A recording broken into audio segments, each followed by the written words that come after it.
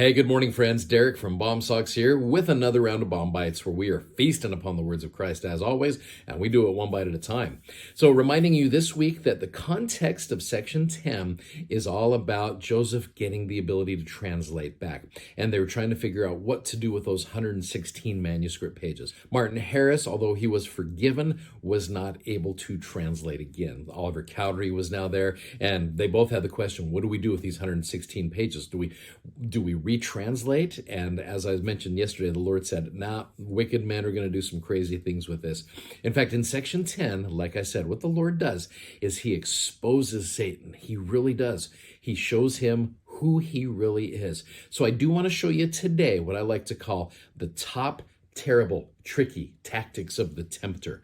Do you like that alliteration? That took me a while to come up with that. So anyway, what I want to show you, these verses right here. So you go to section 10 of the Doctrine and Covenants.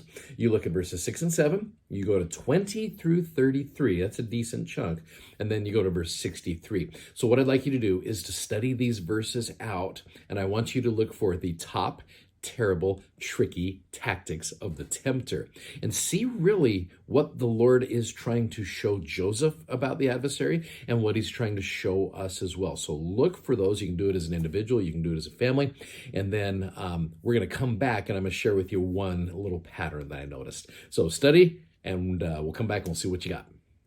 Okay, so one of the things that I noticed a pattern. Again, it's important when you're studying the scriptures to look for patterns. When you see repeated words over and over again, as you're studying those verses, you're going to see those. I noticed two versions of it. The word is stir, S-T-I-R. I saw stir and I saw stirreth, which is interesting. When you think about stirring, what you're doing is you're taking something and you are trying to agitate it a little bit, whether it's your cocoa in the morning or whether it's just stirring something. It's a protein shake, whatever it is. You're stirring it up to try to get things going. And so it talks about, for example, verse 32, it says, behold, they will publish this and Satan will harden the hearts of the people to stir them up to anger against you, that they will not believe my words.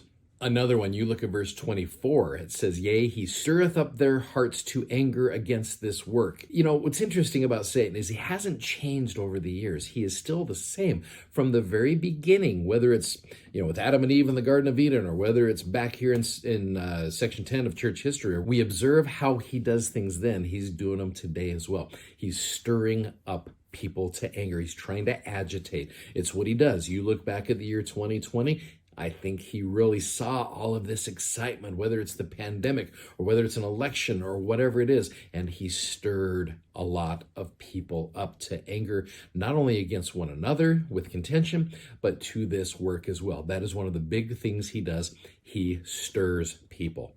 And it starts off with us. I think we've got to start by putting the stuff into the cup. And then he just starts stirring it up a little bit though. So I saw an interesting word in scripture that almost seems like it is the opposite of stir. I actually talked about this in a previous episode a long time ago in the war chapters of the Doctrine and Covenants. And the word actually in the scriptures, and it's called bestir. It's an interesting word. It's a word that we don't use very often. So the word bestir means to make a physical or mental effort to exert or arouse oneself. It's almost like we need to stop the stirring that is currently taking place. Here's Satan with his crazy, his crazy satanic swizzle stick, if you will, and he's stirring stuff up. And so what we have to do is just grab onto it and stop it and just bestir ourselves. We exert that effort to stop it. In fact, the word bestir is used twice in scriptures. It is used in those war chapters where Captain Moroni, as he's writing to Pehoran, which that was a crazy story there, he says, bestir yourselves. There's another kind of crazy one. If you go to the Old Testament, this is actually in 2 Samuel chapter 5, it's verse 24. It's about David as he is going against the Philistines, just right around that time it's just right after he's defeated Goliath. So you go to verse 24 and it says, and let it be when thou hearest the sound of a going in the tops of the mulberry trees, that then thou shalt bestir thyself, for then shall the Lord go out before thee to smite the host of the Philistines. So he's saying, look, you got to do some stuff. When you hear some things, you've got to be stir yourself rather than allowing the adversary to stir you up. And so I think that's an interesting thing, and it's an interesting defense that we have against those terrible, tricky tactics of the tempter. So that's just one example for you. Tomorrow, I want to show you not just the power of Satan, I want to show you the power of God and how he, like we said in the previous episode, his wisdom is greater than the cunning of the devil. So we're going to see that tomorrow. Hey, thanks so much for watching. Thanks for subscribing. And thanks as always for sharing. You guys are amazing. Godspeed, and we will see you tomorrow. Bye-bye.